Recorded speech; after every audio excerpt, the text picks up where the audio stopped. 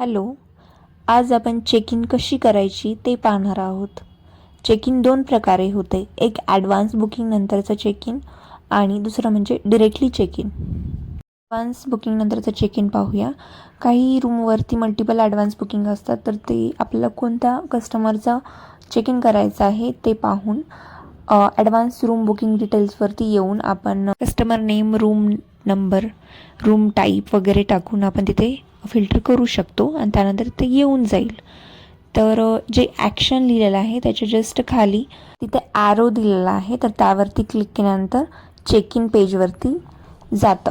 So तिथं सगळे details field येतील, बुकिंग टाईप आणि ज्या कस्टमरचं ॲडव्हान्स बुकिंग केलेलं होतं ते सगळं भरून येईल. ते एकदा चेक करून आपला सेव्ह बटनवरती क्लिक करायचं आहे आणि तिथंसुद्धा पॉपअप येईल ॲडव्हान्स पेमेंटसाठीचा. सो आपण तिथं ॲडव्हान्स पेमेंट करू शकतो. पे ॲक्शन, पे मोड आणि मोड डिटेल्स आणि ट्रान्झॅक्शन अमाऊंट जे काही टाकायची ते टाकून आपण सेव्ह करून नंतर रिसिप्ट नंबर वगैरे येईल तिथे ओके करायचं आहे. सर अशा प्रकारे आपण ॲडव्हान्स बुकिंग नंतर चेक इन करू शकतो. सो तिथं चेक इन झालेलं आहे. सो आपण आता डायरेक्ट चेक इन कशी करायची ते पाहूया.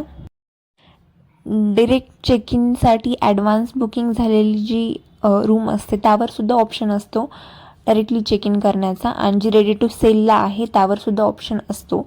पण जेव्हा आपण ॲडव्हान्स बुकिंग असलेल्या रूमवरून डायरेक्ट चेक इन करायचा प्रयत्न करतो तेव्हा फक्त डेट्स सेम नाही झाल्या पाहिजेत, त्यावेळी ते नाही होणार. तर आपण रेडी टू सेलच्या रूमवरतून जे 3 डॉट दिलेले आहेत त्यावरून डायरेक्ट चेक इनचा ऑप्शन सिलेक्ट करून त्या पेजवरती आलो आहे. सो आपण तिथं बुकिंग टाईप सिलेक्ट केला, कस्टमर नेम टाकून घेतलं. जर नसेल तर आपण ते प्लस बटनवरती क्लिक करून इन्सर्ट करून घेऊ शकतो.